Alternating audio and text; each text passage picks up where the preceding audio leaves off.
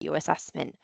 The other thing is to remind you is to just make sure that you remain in focus on the assessment requirements.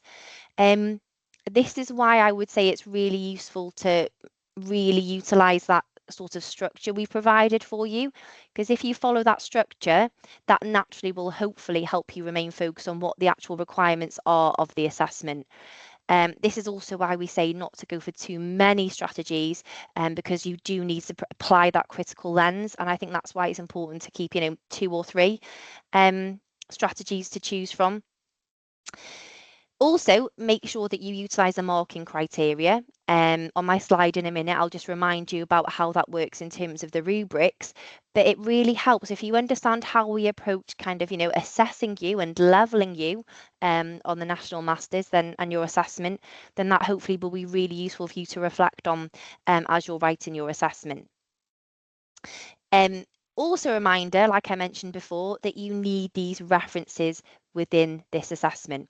So I know there's a lot of elements of this that is very reflective, but it is still very important that you substantiate any claims that you're making.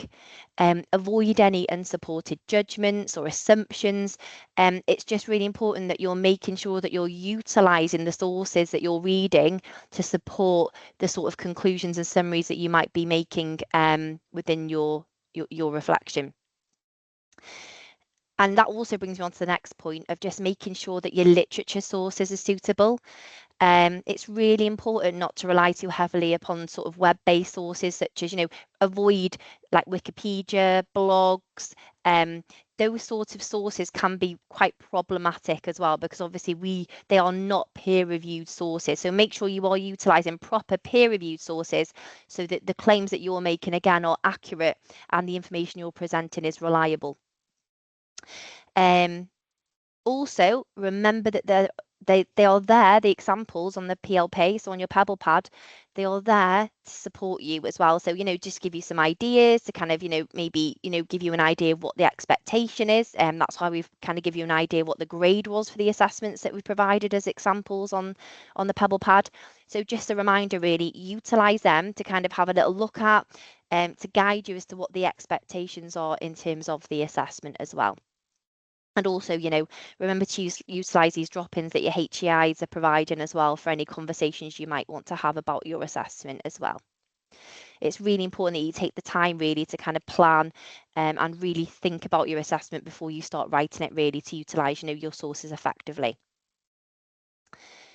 So, like on this slide here, a lot of you have probably already seen this within your assessment criteria, but just remember really that this is there to guide you in terms of how the weighting works as well, in terms of how we're assessing you for your written piece.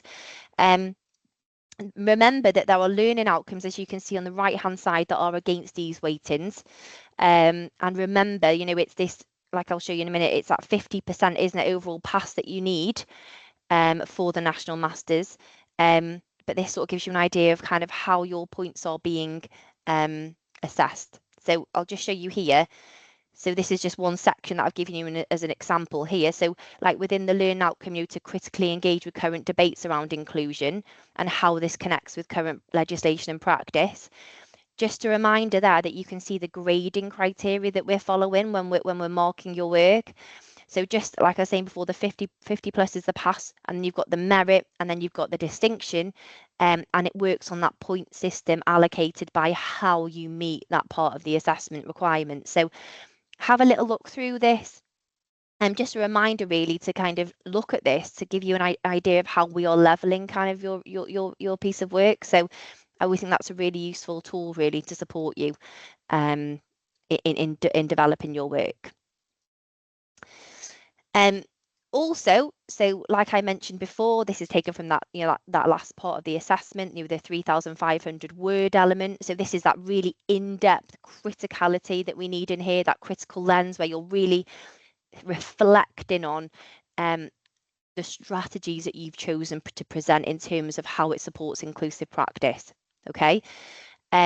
remember, like I put the example here of Gibbs, like I mentioned earlier, you can use Kolb, Gibbs, or another chosen one that you think would be really relevant to how you want to approach the assessment. But you need to use this to make sure it's like a platform almost to support your assessment. It should be like a foundation really for your reflection. And it will also help to ensure that you're following all aspects of this and that you're kind of providing that depth that's needed for the assessment as well. So please make sure that you're utilising the reflective cycle for your assessment. That's really important. So I just popped a screenshot here just to remind you where the Pebble Pad examples are. Please take a look. Like I said before, just it's just there to kind of as a way to kind of help support you gain some understanding really of the assessment and what's previously been submitted for this module. Okay, so I'm going to finish there now for this morning before I hand you over. Obviously, I know we're going to divide this morning into the Welsh medium and the English medium group this morning. But if you've got any questions, please feel free to raise your hand now and ask them. But also what I've done, because I'm aware that obviously through the day, some questions might pop up as well, or maybe you don't want to speak openly on here now, that I've created a Padlet, and I'll pop the link in a minute to the Padlet once I stop sharing my screen into the chat. Please throughout the day, if you've got any questions about your assessment, please feel free to put them on the Padlet, and then I'll get back to you on the Padlet, and I'll reply to your comment to kind of give you some understanding surrounding maybe some of the questions that you're asking on there. Okay. Any questions before we start this morning? Any quick questions?